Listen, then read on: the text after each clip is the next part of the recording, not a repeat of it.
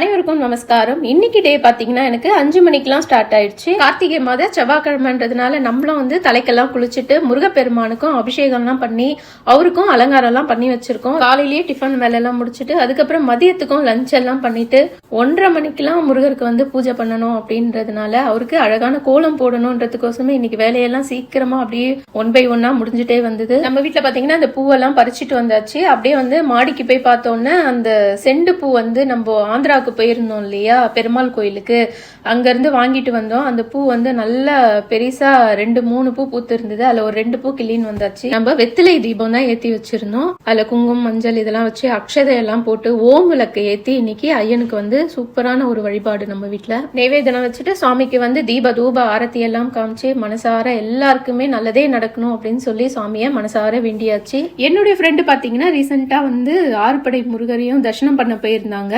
ஒவ்வொரு கடை வீட்டுல இருந்தும் ஞாபகார்த்தமா ஒரு பொருளும் வாங்கிட்டு வந்து கொடுத்துருந்தாங்க. இந்த முருகர் கேலண்டர் பாத்தீங்கன்னா பழனில இருந்து வாங்கிட்டு வந்து கொடுத்துருந்தாங்க.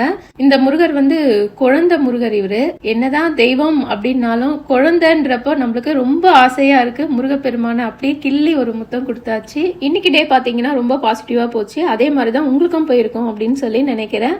ஆறுமுகம் அருளிடும் அனுதினமும் ஏறுமுகம்.